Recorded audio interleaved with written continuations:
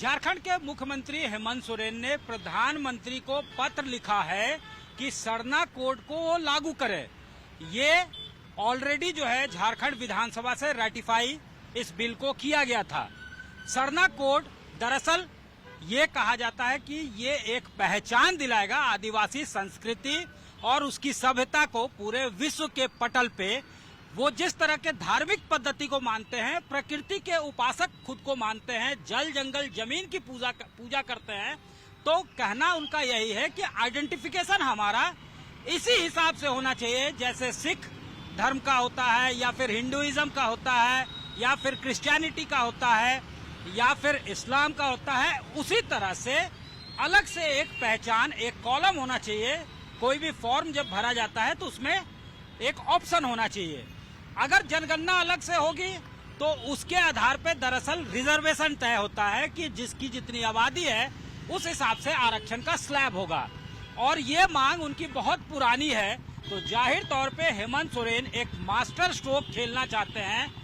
ये कहीं ना कहीं जो जानकार बताते हैं वो ये है कि इस चीज को हर हाल में एस्टैब्लिश करने की कोशिश और नैरेटिव बिल्ड करने की कोशिश की जा रही है कि आदिवासियों के हक और हुकूक की कोई बात उठाता है और उनके प्रति कोई वाकई चिंतित है ट्राइबल वेलफेयर के लिए, तो एकमात्र सर्वमान्य नेता वो हेमंत सोरेन है। इंडिया गठबंधन में भी उनको एक जगह दी गई है, और आप देखें तो 12 करोड़ की आबादी बताई जाती पूरे देश में है सेंसस के हिसाब से, और ये भी बताया जा रहा है कि झारखंड में ट्राइबल की संख्या 38% से घटकर 26% हो गई है। तो जाहिर तौर पे अगर व्यक्ति नहीं होगा तो उसको आरक्षण क्यों मिलेगा? अगर 38% का पहले अगर आरक्षण था, अगर 26% हो जाता है, तो अगर पॉपुलेशन कम है तो आरक्षण भी कम होगा। अब ये मांग लगातार है और ये कोशिश करने, ये भी नैरेटिव बिल्ड करने की कोशिश हो रही है। टग ऑफ वॉर एक हो रहा है बीजेपी और बाकी जो इंडिया गठबंधन के दल हैं या जेएमएम के बीच कि आदिवासी का असल हितैषी कौन। राष्ट्रपति को जो है आदिवासी ट्राइब से जो है नॉमिनेट किया, जो है बनाया गया, आदिवासी राष्ट्रपति बनाया गया। इसके अलावा बीजेपी ये क्लेम करती है कि इस राज्य का, झारखंड का जो गठन हुआ वो भी अटल बिहारी वाजपेयी के वक्त हुआ, यानी आदिवासियों के लिए उनके दिल में विशेष जगह है। जनजातीय मंत्रालय भी बीजेपी ने ही बनाई है। तो ये बार बार बीजेपी भी जतलाने की कोशिश कर रही है, लेकिन उसको कॉर्नर करती है जो बाकी के दलें हैं या जेएमएम जैसे जो पार्टी हैं, वो ऐसे कॉर्नर करती है बीजेपी को कि आखिर मणिपुर में क्या हुआ, वहां पे जो ट्राइबल्स थे उनके साथ किस तरह का व्यवहार हुआ, उस पर कोई बयान क्यों नहीं आया, बड़ा बयान, यानी बड़े नेता।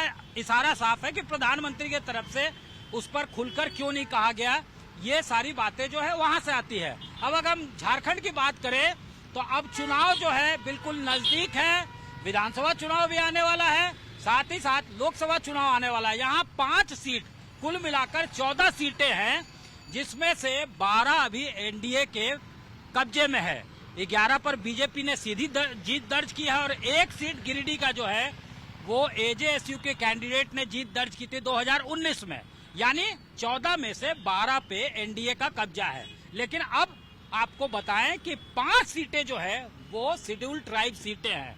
तो इस तरह का जो नैरेटिव है वो कहीं ना कहीं लाभ पहुंचा सकता है, फायदा पहुंचा सकता है, चुनावी लाभ जो है दे सकता है जेएमएम जैसे पार्टी को या इंडिया ब्लॉक को। और ये 2019 के चुनाव में लोकसभा में बेशक जो है नुकसान उठाना पड़ा था जो यूपीए के गठबंधन के घटक थे उनको, लेकिन विधानसभा चुनाव में उनको फायदा हुआ था। 28 शेड्यूल ट्राइब की सीटें यहाँ रिजर्व हैं, जिसमें 26 पे गठबंधन की जीत हुई थी।